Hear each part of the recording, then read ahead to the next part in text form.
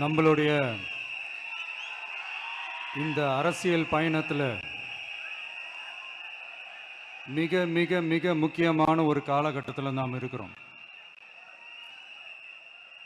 நான் ஏன் இதை இவ்வளோ அழுத்தமாக சொல்கிறேன் அப்படின்னா,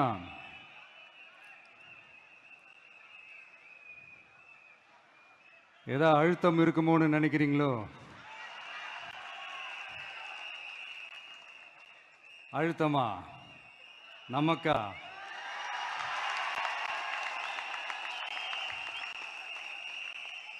இந்த அழுத்தத்துக்கெல்லாம் அடங்கி போற ஆளா இந்த ஆளு?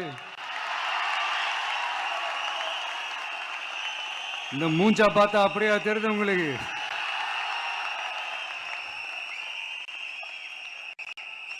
அதனால அப்படியெல்லாம் நடக்காது. அதுவும் முக்கியமா நம்ம கிட்ட அதெல்லாம் நடக்கவே நடக்காது. ஆனா அழுத்தம் இருக்குதான்னு கேட்டீங்கன்னா இருக்குது. அது நான் இல்லைன்னு சொல்ல வரல. நமக்கு இல்ல, மக்களுக்கு.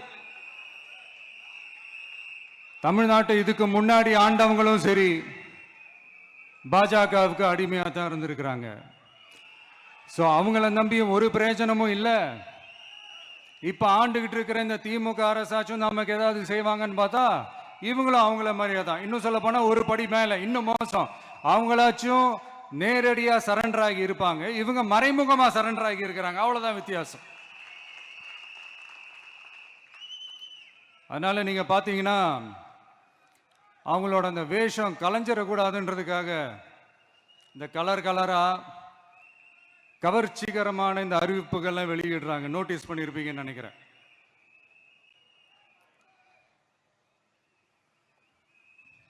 அதனால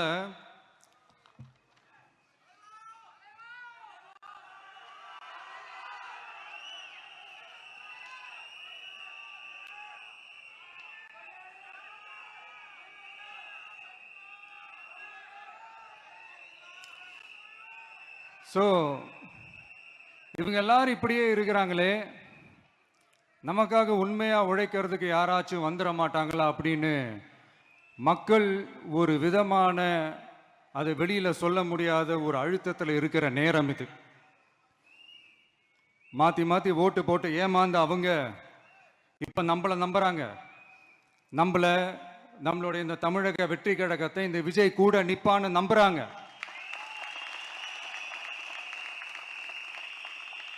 நம்மள நம்புறவங்களுக்காக நாம நம்பிக்கையோடு இருக்கணும்ல. அப்படின்னா இது முக்கியமான, மிக மிக மிக முக்கியமான ஒரு காலகட்டம் தானே. அதனாலதான் அவ்வளவு அழுத்தமா நான் சொன்னேன். இந்த தேர்தல், இந்த கூட்டணி, இதெல்லாம் பத்தி நிறைய இந்த ஏசியங்கள் ஜோசியங்கள் எல்லாம் நடந்துகிட்டு இருக்கு இல்லையா? என்னப்பா இந்த விஜய் இப்பதான் வந்திருக்கிறாரு, இவரு கூடலாம் யார் வரப்போறா, அவங்க வரமாட்டாங்க, இவங்க வரமாட்டாங்க, அப்படி இப்படின்ட்டு நம்மளை பற்றி ஒரு அண்டர் எஸ்டிமேட் பண்ணிட்டு இருக்காங்கல்ல. அதுனா நமக்கு புதுசா என்ன? 30 வருஷமா நம்மளை அண்டர் எஸ்டிமேட் பண்ணிட்டு தான் இருக்கிறாங்க. ஆனா மக்கள் கரெக்டா நம்மளை எஸ்டிமேட் பண்ணி ரொம்ப அழகா, ரொம்ப அக்கறையா, ரொம்ப தெளிவா, ரொம்ப தீர்க்கமா நமக்குன்னு ஒரு இடத்தை கொடுத்திருக்கிறாங்கல்ல. எப்படி? என் கேரியரின் உச்சமான ஒரு இடத்தை கொடுத்திருக்கிறாங்கல்ல. அதை இந்த நாடே பார்த்துக்கிட்டு இருக்குல்ல. ஏன் அப்படி எனக்கு அந்த இடத்தை கொடுக்கணும்? ஏன்னா இந்த விஜய் நம்ம பிள்ளையாச்சே, நம்ம அண்ணனாச்சே, நம்ம தம்பியாச்சேன்னு சொல்லி அவங்க மனசுல அப்படி தோணுது. அதனாலதான் நமக்கு அப்படி ஒரு இடத்தை கொடுத்து உள்ளன்போடு அள்ளி நம்மளை அரவணைச்சுக்கிட்டு இருக்கிறாங்க. அப்படி நம்மள நம்புறவங்களுக்காக நாம உழைக்கிறதே அது ஒரு பழக்கமாகி இப்ப அதுவே என்னுடைய ஒரு ஒரிஜினல் கேரக்டராகவே மாறிடுச்சு. இத்தனை வருஷமா இருக்கிற அந்த உழைக்கிற குணம் அது எப்படி மாறும்? அதெல்லாம் மாறவே மாறாது. அரசியலுக்கு வந்ததுக்கு அப்புறமும் சரி, ஆட்சி அதிகாரத்துக்கு வந்ததுக்கு அப்புறமும் சரி, ஒன்னே ஒன்று சொல்ற, எழுதி வச்சுக்கோங்க. இதுக்கு முன்னாடி இருந்தவங்க மாதிரியோ இல்ல இப்ப இருக்கிறவங்க மாதிரியோ ஊழல் செய்யவே மாட்டான்.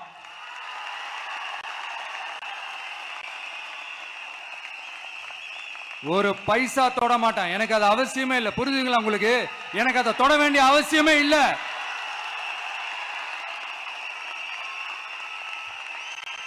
ஒரு துளி ஊழல் கரை கூட படியவே படியாது, படியவும் விட மாட்டான்.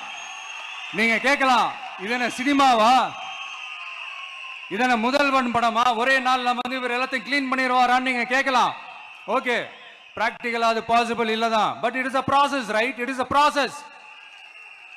இப்படி எதுக்குமே ஆசைப்படாத ஒருத்தன் அரசியலுக்கு வரான் அப்படின்னா, அவன் கண்ணு முன்னாடி ஏதாவது ஒரு தப்பு நடக்குது அப்படின்னா, அவன் கண்ணு முன்னாடி ஏதாவது இந்த மாதிரி ஒரு ஊழல் நடக்குது அப்படின்னா, அதை பார்த்துக்கிட்டு அவன் சும்மா இருப்பான்னு நினைக்கிறீங்க?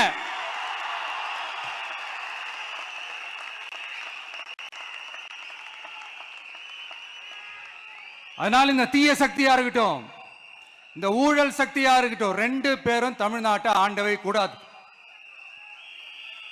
அப்படிப்பட்ட இந்த கட்சிகளை உண்மையா தில்லா எதிர்க்கிற அந்த கட்ஸும் கெத்தும் நம்ம கிட்ட மட்டும்தான் இருக்கு.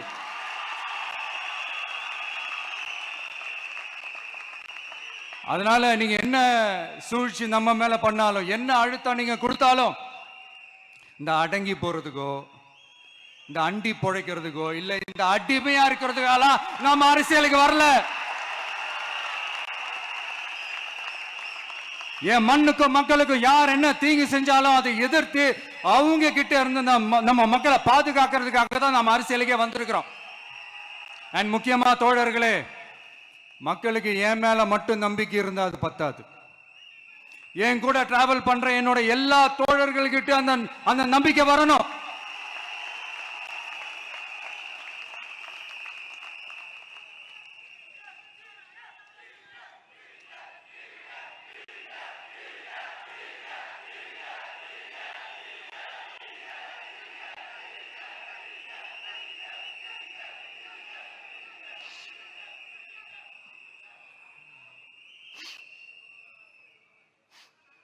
அந்த நம்பிக்கை இல்லைன்னு நான் சொல்ல வரல, இருக்குது. ஆனா அதை தொடர்ந்து இருக்கிற மாதிரி நீங்க எல்லாம் நடந்துக்கணும். தப்பு பண்ண யாரா இருந்தாலும் தப்பிக்கவே முடியாதுன்ற அந்த ஒரு பயம் இருக்கணும். எல்லாரும் உங்களை தான் கேட்கிறேன், எல்லாரும் உண்மையா உழைப்பீங்கல்ல?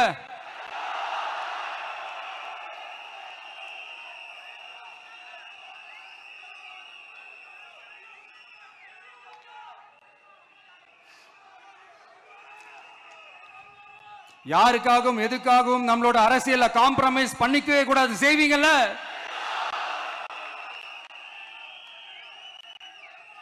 அண்ட் தயவு செஞ்சு எல்லாரும் கொஞ்சம் ஒற்றுமையா இருந்து சேர்ந்து உழைச்சி ஜெயிப்பீங்கல்ல? சரி, நமக்காக நம்ம மக்கள் கண்டிப்பா ஓட்டு போட்டு ஜெயிக்க வைப்பாங்க, அதுல எந்த மாற்று கருத்துமே கிடையாது. அப்படி ஜெயிக்கிறதுக்காக நாம் என்ன செய்ய போறோம்? மக்களிடம்னு செல்னு அறிஞர் அண்ணா அவர்கள் சொன்னதை ரொம்ப டீப்பா சின்சியரா அடாப்ட் பண்றதோட மட்டும் இல்லாம நம்மளோட அரசியல்ல அதை செயல்படுத்தணும்.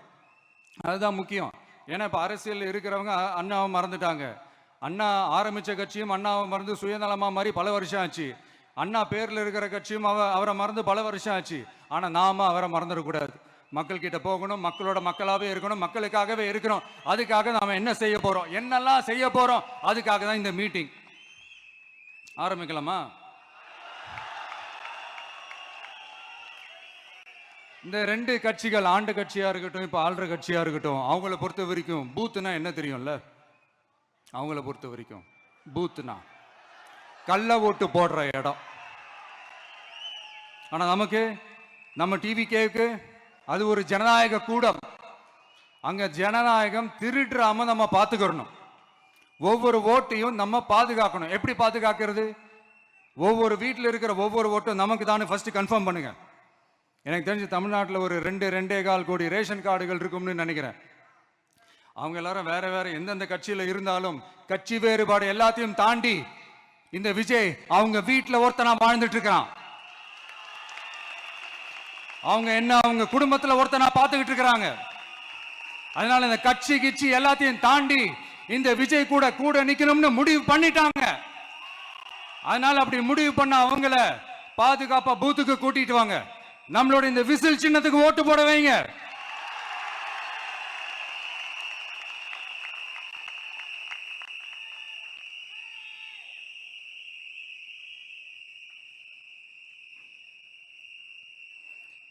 ஒன்றியம், நகரம், பேரூர், பகுதி, கிளைன்னு இங்க வந்திருக்கிற நம்மள எல்லார் நிர்வாகிகளும் தான் நம்ம கட்சியினுடைய ஆணி வேர்.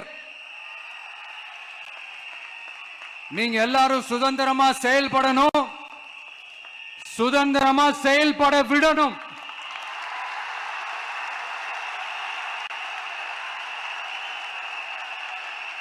நீங்க ஒவ்வொருத்தரும் எனக்கு முக்கியம்.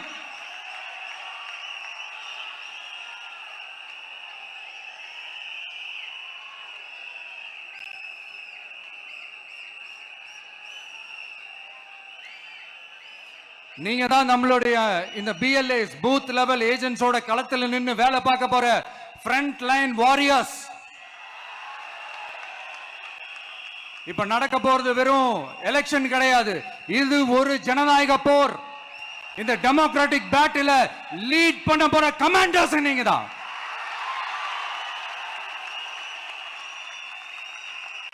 நான் ஏன் இது இவ்வளவு ஸ்ட்ரெஸ் பண்ணி சொல்றேன் அப்படின்னா, இந்த தீய சக்தி எப்படி, இந்த தீய சக்தியோட தில்லு முள்ளுலாம் உங்களுக்கே நல்லா தெரியும். முழிச்சிட்டு இருக்கும் போதே முழியை தோண்டி எடுத்துட்டு போற கூட்டம். அதனால கொஞ்சம் ஜாக்கிரதையா இருக்கணும். நம்ம எலெக்ஷனுக்கு இன்னும் 3 மாசம் தான் இருக்குது, அவ்வளவு கூட இல்லைன்னு நினைக்கிறேன். இந்த 3 மாசத்துல நீங்க செய்ய போற அந்த களப்பணியில தான் நம்மளுடைய வெற்றியே இருக்குது. உங்களுக்கு இந்த விஜய் பிடிக்கும்ன்றது உண்மைனா, சத்தியம்னா, உங்களோட உழைப்புல அதை காட்டுங்க. அப்புறம் நாங்க அறிவிக்க போற வேட்பாளர்களுக்கு நீங்க உங்களுடைய முழு ஒத்துழைப்பை நீங்க கொடுக்கணும். கொடுப்பீங்க தானே?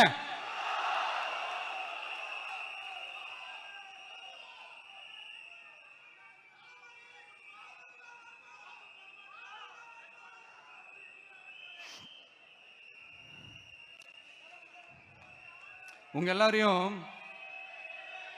ஒரு எனர்ஜைஸ் பண்ற மாதிரி உண்மையா நடந்த ஒரு கதை ஒன்று சொல்றேன்.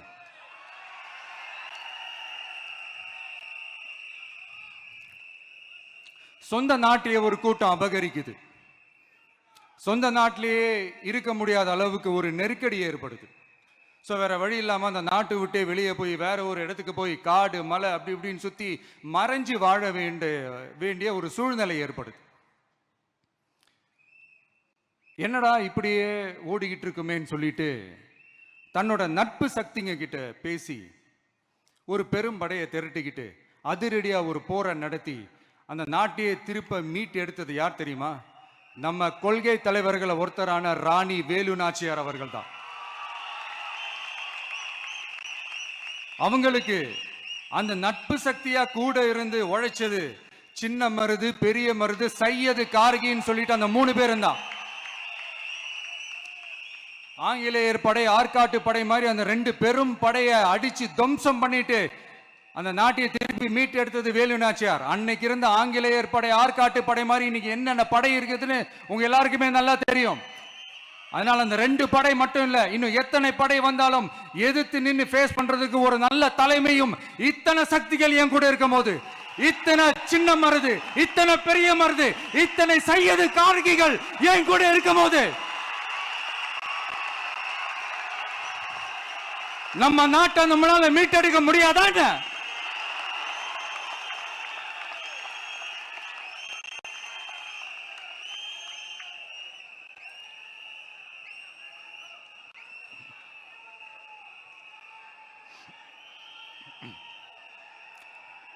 அதுவும் இந்த படை, நம்மளுடைய இந்த டிவிகே படை,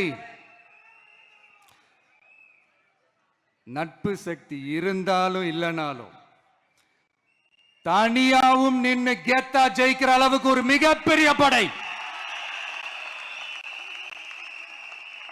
அதுலயும் ரொம்ப முக்கியமா இன்னைக்கு இந்த கூட்டத்துக்கு வரலனாலும் நான் அந்த போர்ல நடந்த அந்த கதை மாதிரி கட்ஸான குயில்கள் நிறைந்த பெண்கள் படையும் நம்மளோட இருக்கிறாங்க. அந்த பெண்கள் படையை பார்த்துதான் அரசியல் அரங்கமே அதிர்ந்து போயிருக்குது. அதனால எல்லாரும் ஒரு நிமிஷம் எனக்காக எந்திரிச்சு நில்லுங்களேன் ப்ளீஸ். நான் சொல்றதை கொஞ்சம் ரிப்பீட் பண்ணுங்க. இந்த 2026 சட்டமன்ற தேர்தல்ல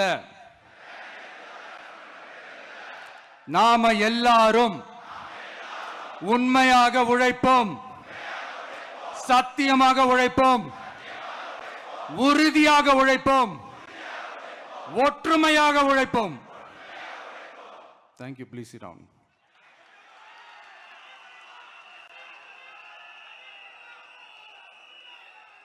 உங்களோட இந்த வார்த்தையை நான் மனப்பூர்வமா நம்புறேன். நான் ஏற்கனவே சொன்ன மாதிரி இந்த வரப்போற தேர்தல் இதுவரைக்கும் தமிழ்நாடு பார்த்திராத ஒரு வித்தியாசமான தேர்தல். நம்மளுடைய படை வரிசையும் அப்படிதான், ஒரு பவர் பேக்ட் ஃபோர்ஸ். இவ்வளவு நாள் இதை நாம மட்டும்தான் சொல்லிக்கிட்டு இருந்தோம். இப்ப கொஞ்சம் கொஞ்சமா அதை வெளியில சொல்ல ஆரம்பிக்கிறாங்க. என்னடா இந்த விஜய் கூட இருக்கிற ஃபோர்ஸை பார்த்தா சாதாரண ஃபோர்ஸ் மாதிரி தெரியல, மிலிட்ரியோட பெரிய ஃபோர்ஸா இருக்குது, வரப்போற எலெக்ஷனை கணிக்கவே முடியல, அப்படி இப்படின்னு சில குரல்கள்லாம் கேட்க ஆரம்பிக்குது. கணிக்கவே முடியலன்னு அவங்க வேணா சொல்லலாம், ஆனா மக்கள் ஆல்ரெடி கணிச்சு முடிச்சுட்டாங்க.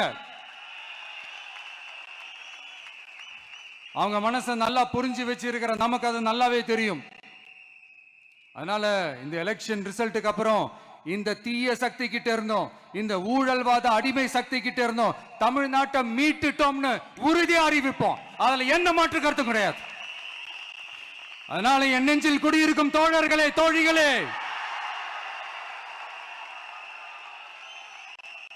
உங்களோட நான் இருக்கேன், நம்மளோட நம்ம மக்கள் இருக்கிறாங்க. இதுக்கு மேல என்ன வேணும்?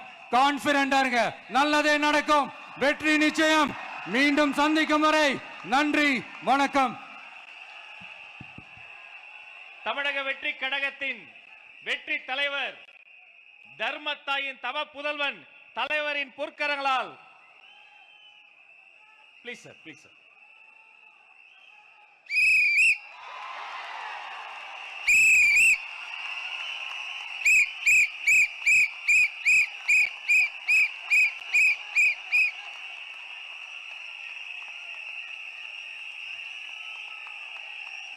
நம்ம சின்னம், உங்கள் சின்னம், நம்மளுடைய வெற்றி சின்னம் விசில்.